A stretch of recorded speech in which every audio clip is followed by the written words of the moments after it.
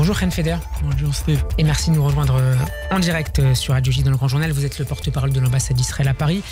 Image très difficile que celle de cette cérémonie d'un pays en deuil et puis d'un père, Yarden Bibas, qui s'excuse au micro de ne pas avoir réussi à sauver à la fois sa femme et ses enfants.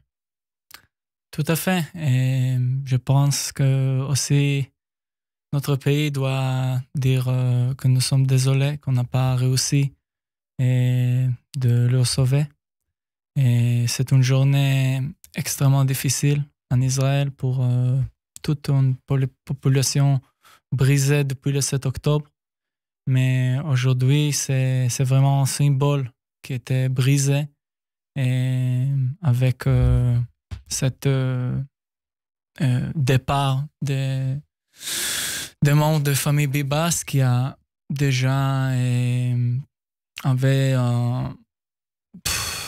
14 mois d'enfer. Et c'est très très triste aujourd'hui. Et ça renforce, selon vous, la volonté, la détermination des Israéliens de voir l'ensemble des otages toujours retenus à Gaza être libérés le plus rapidement possible et peut-être même quelles que soient les conditions exigées par le Hamas? Je pense que ça renforce plusieurs choses. Premièrement, ça renforce nous, comme Israéliens. Et on a survécu beaucoup de choses, beaucoup d'événements dans notre histoire. Et il y a des événements heureux, il y a des événements difficiles comme aujourd'hui. Et j'espère que ça va, comme vous avez dit, ça va avancer le retour des 63 derniers otages. Chen Feder, le corps de 4 otages tués par le Hamas doivent être rendus dans les prochaines 24 heures. Est-ce que ça se fera dans les mêmes conditions que la semaine dernière? Est-ce que vous avez Israël a reçu des garanties pour éviter les mises en scène et les cérémonies auxquelles nous avons malheureusement assisté la semaine dernière?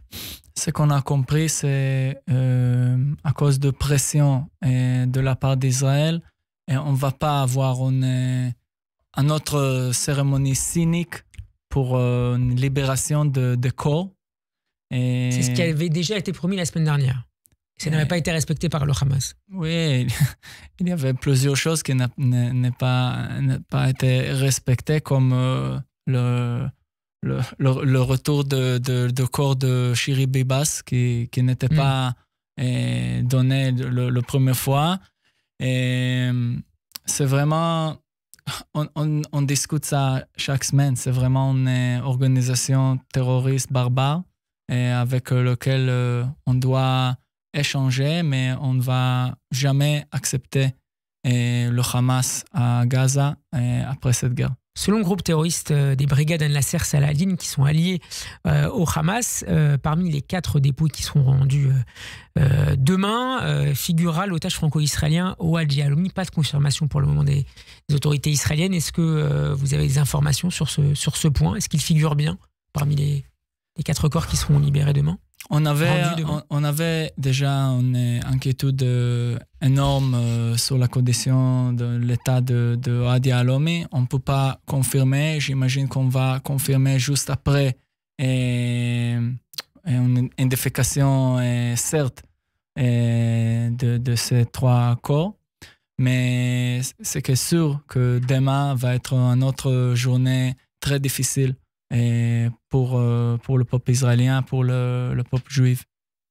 Et il aurait eu 50 ans au moment où on se parle. Merci beaucoup Chen Feder d'avoir été avec nous. On suivra évidemment dans les prochaines éditions de nos journaux cette actualité et cette prochaine libération attendue de 4 dépouilles d'otages israéliens. Je rappelle que vous êtes le porte-parole de l'ambassade d'Israël à Paris. Bon après-midi. Merci Steve.